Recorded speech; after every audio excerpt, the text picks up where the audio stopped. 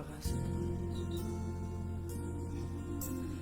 Ku rindu setiap waktu hidupi kebenaran-Mu, bukan dengan kuatku, namun karena Roh-Mu.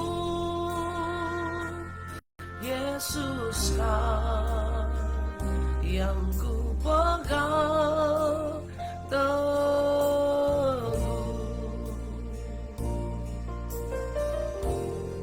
Amin. Engkaulah Tuhan,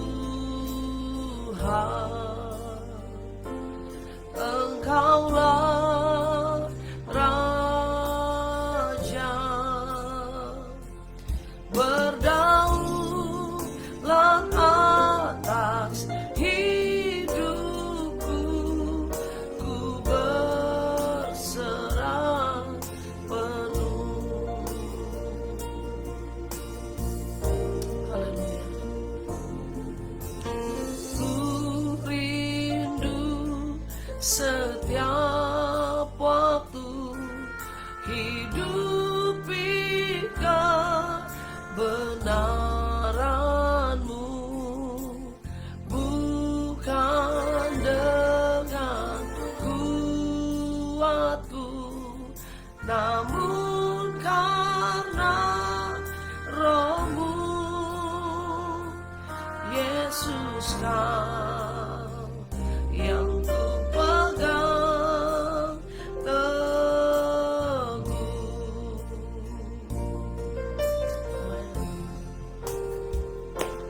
Engkaulah Tuhan, Engkaulah Raja, berdaulat atas hidupku, ku berserah penuh. Engkaulah Tuhan, Engkaulah Raja, berdaulat atas hidupku, ku berserah penuh. Ini pernyataan kami Tuhan, sungguh Engkau Tuhan kami, Engkau Raja, Engkaulah Tuhan, Engkaulah Raja, berdaulat atas hidupku, ku berserah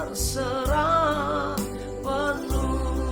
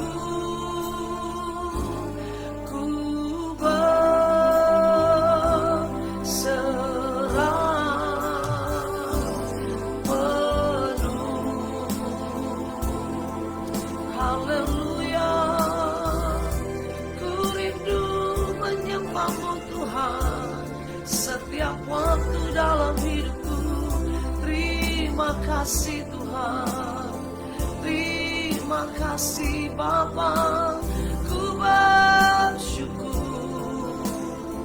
kepadamu ya Tuhan. Haleluya. Engkaulah Tuhan, Engkau Raja, Engkau berdaulat atas hidup kami. Dan ini yang menjadi kerinduan kami setiap waktu. Dalam hidup kami mau dekat dengan Tuhan. Bapak terima kasih, kembali hari ini kami ada berkat kemurahan Tuhan. Kami mau merenungkan firman-Mu, kami mau buka hati kami, dan kami mau terima berkat Tuhan. Di dalam nama Tuhan Yesus, haleluya, haleluya. Amin, haleluya. Shalom saudara yang dikasih Tuhan, selamat pagi. Selamat kembali kita berjumpa dalam Morning Devotion. Pagi hari kita merenungkan firman Tuhan, maka sepanjang hari kita akan lihat pertolongan dan kebaikan Tuhan dalam hidup kita. Saudara yang dikasih Tuhan, kita buka dalam 2 Samuel pasal yang ke-11. 2 Samuel pasal yang ke-11. Haleluya. Ayat yang pertama. Pada pergantian tahun, pada waktu raja-raja biasanya maju berperang. Haleluya. 2 hari yang lalu, Senin dan Selasa, kita sudah bicara atau merenungkan firman Tuhan, membaca kebenaran firman Tuhan dari kebiasaan Musa, biasa menggembalakan kambing domba, mengantar dia kepada satu hal yang luar biasa, menjadi pemimpin dari bangsa yang besar. Yang kedua, kita belajar dari kebiasaan Daniel, biasa berdoa setiap hari 3 kali dia berdoa, biasa dia lakukan. Nah, 2 kebiasaan yang lalu adalah kebiasaan yang positif saudara, yang akhirnya mengantar mereka pada hal-hal yang besar, hal-hal yang luar biasa. Hari ini kita juga belajar pada satu kebiasaan yang biasanya dilakukan oleh raja-raja, tetapi karena dia tidak melakukan kebiasaan itu, akhirnya dia masuk ke dalam satu perangkap, ke dalam satu pencobaan yang besar. Dan orang ini adalah Daud saudara. Pada pergantian tahun, 2 Samuel 11 ayat yang pertama. Pada pergantian tahun, pada waktu raja-raja biasanya maju berperang. Jadi setiap pergantian tahun biasanya raja-raja maju berperang. Maka Daud menyuruh Yoab maju beserta orang-orangnya dan seluruh orang Israel. Mereka memusnahkan Bani Amon dan mengepung kota Raba. Sedang Daud sendiri tinggal di Yerusalem. Biasanya Daud berperang. Biasanya setiap raja-raja pada awal pergantian tahun mereka berperang. Tetapi tahun itu Daud tidak lakukan. Kebiasaan yang biasa Daud lakukan, Daud tidak lakukan. Dan akhirnya Daud apa? Sedang Daud sendiri tinggal di Yerusalem. Tiba-tiba dia gak mau ikut berperang. Tiba-tiba dia sendirian aja di istananya di Yerusalem. Dan akhirnya ayat yang kedua berkata begini. Sekali peristiwa, nah ini dia. Saya mau bilang ada kalanya kebiasaan yang kita bangun itu baik, tetapi pada saat momen kita tidak lakukan. Sekali peristiwa Tuhan izinkan. Sekali peristiwa pada waktu petang, ketika Daud bangun dari tempat pembaringan lalu berjalan-jalan di atas soto istana, tampak kepadanya dari atas soto itu seorang perempuan sedang mandi. Perempuan itu sangat elok rupanya. Saudara dikasih Tuhan, mulai karena dia tidak melakukan kebiasaan yang biasa dia lakukan, dia tidak lakukan, dan akhirnya dia masuk dalam pencobaan. Tiba-tiba dia sedang seorang diri, dikatakan firman Tuhan dia sendirian. Dia iseng-iseng bangun tidur dan akhirnya di jalan-jalan di atas soto istananya. Waktu dia nengok ke bawah, ada satu pencobaan yang dia lihat. Dia lihat Batsheba sedang mandi saudara, ya kan. Nah perempuan itu elok rupanya. Nah ini dia yang saya mau bilang, bahwa kadang-kadang kalau kita tidak lakukan kebiasaan yang baik, tiba-tiba satu kali, kata firman Tuhan, sekali peristiwa, ada saja momen apa yang kita lihat menggoda hati kita saudara. Hal-hal yang kelihatannya indah, hal-hal yang kelihatannya manis, hal-hal yang kelihatannya baik menggoda hati kita. Tetapi itu membuat perangkap yang besar, menjadikan perangkap yang besar yang bisa membuat kita jatuh ke dalam lubang yang besar saudara. Nah saudara dikasih Tuhan, dari kisah Daud ini kita mau belajar bahwa Daud melalaikan hal yang biasa dia lakukan. Apa yang biasa dia lakukan? Biasanya berperang. Biasanya raja-raja, setiap raja-raja pada pergantian tahun maju berperang. Karena Daud saat itu tidak maju berperang. Daud melalaikan apa yang menjadi kebiasaannya, apa yang menjadi tugasnya. Dia memilih untuk tinggal di Yerusalem. Akhirnya dia menyuruh orang yang berperang. Dan yang terjadi adalah dia masuk ke dalam satu pencobaan yang besar. Dan apa yang terjadi kalau kita baca ayat-ayat berikutnya, perempuan ini tidur dengan Daud, Daud ini tidur dengan perempuan itu, dan akhirnya di ayat yang kelima dikatakan perempuan itu mengandung. Nah, dari hasil dia lalai akan kebiasaan yang baik ini, saudara, akhirnya melahirkan satu perbuatan yang tidak baik. Dan bukan hanya dia membuat Batsyeba mengandung, tetapi setelah tahu Batsyeba mengandung, dia mulai punya rancangan-rancangan yang jahat dalam pikirannya. Apa yang Daud rancangkan? Dia punya rancangan supaya bagaimana Uria ini suami dari Batsyeba bisa tidur sama istrinya supaya tidak kelihatan bahwa Daud yang menghamili atau mengandung dari orang lain.